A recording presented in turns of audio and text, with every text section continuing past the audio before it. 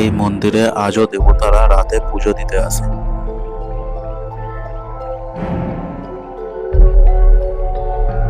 উড়িষ্যার শান্ত পরিবেশের মাঝে অবস্থিত এই চন্দনেশ্বর মন্দির, এটি একটি প্রাচীন মন্দির যা আজও বহু মানুষের বিশ্বাস আর ভক্তির কেন্দ্র।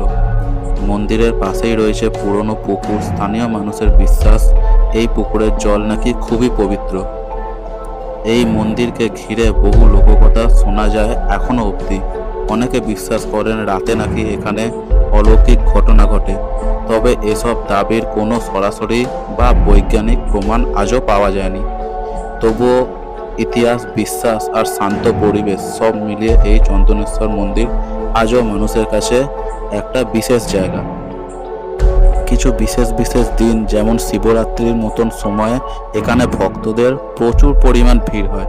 আর এখানে শোনা যায় যে কোনো মানুষ নাকি খালি হাতে ফেরত যায় না। সে যদি সত্যিকারে মন দিয়ে মানত করে তাহলে তার প্রার্থনা এখানে পূরণ হয়। শোনা যায় এই মন্দিরে যে কুমণ্ডলটা আছে, সেই কুমণ্ডলের জল যদি কেউ নিয়ে ঘরে রাখতে পারে তাহলে তার ঘরে নাকি কোনো অশুভ শক্তির প্রবেশ হয় না।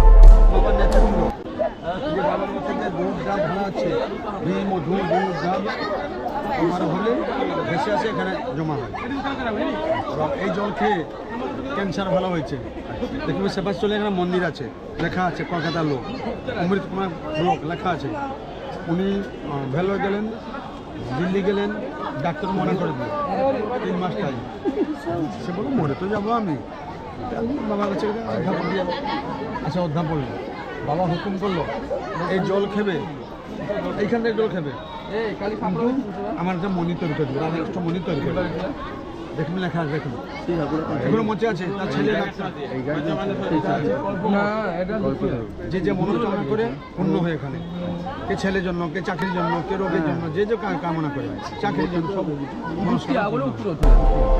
শোনা যায় এই মন্দিরে বাবা ভোলেনাথ মাটিপুরে উঠেছিলেন এবং মূল মন্দির থেকে এখনো পর্যন্ত 18 মিটার নিচে বাবা ভোলেনাথ স্থাপিত আছেন। এই মন্দিরে শুধু বাবা ভোলেনাথ আছেন, শ্রী জগন্নাথ, শ্রী রাধাকৃষ্ণ এবং মা দুর্গারও মূর্তি।